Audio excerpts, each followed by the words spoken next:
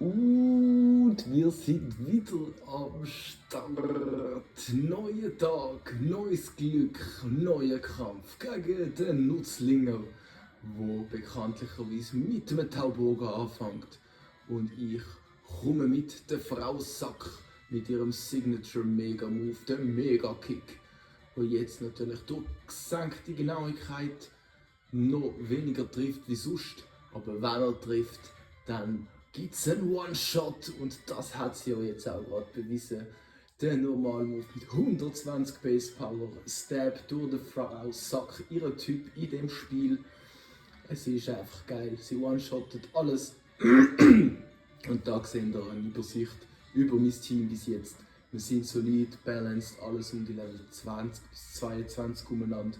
Und der Neandertaler kommt da auch seinen Moment to Shine über gegen das Radikal Level 16, wo Big Damage macht mit Hyperzahn, aber gegen den Karateschlag keinen Stich hat. Darum da gute Nacht am 6. Jetzt hat er noch ein Kadabra und sein Starter, wo mittlerweile ein Pisa-Knost wird sein, wo wir lernen den Energiefokus. Das ist die grosse Frage. Brauchen wir so Gugus oder brauchen wir so Gugus nicht? Aber ich denke, mehr Volltreffer, Power bringt es immer besser wie einfach ein silbriger Blick. Und jetzt kommt er mit dem Kadabra und das ist der Moment für meinen Neuzugang, für den Houdini.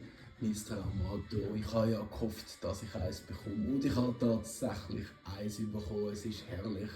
Und jetzt haben wir da den Big Fight von Psycho gegen Psycho. Aber wir haben einen härteren Kopf und er hat einen grösseren Mind. Er macht uns 8 Schaden mit Konfusion und wir machen um 2/3 mit Kopfnuss.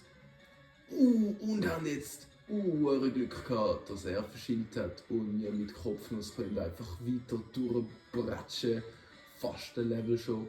Und jetzt kommt er mit seinem Ace, mit seinem Starter, mit einem Bisa-Knosp, der nur Level 20 ist. Ich habe den irgendwie schwieriger in Erinnerung.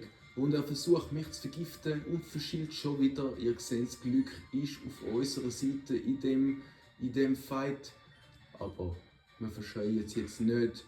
Er kommt mit einem Big Damage Rankenhieb, aber wir mit einem Bigger Damage Confusion und sogar mit dem Crit staubt der Houdini den Sieg ab. Easy peasy lemon squeezy. Und bald geht es weiter gegen den 3. Arenaleiter. Ich habe jeden Trainer auf dem Schiff besiegt und wo es sonst noch gibt. Heisst, ich bin relativ bald der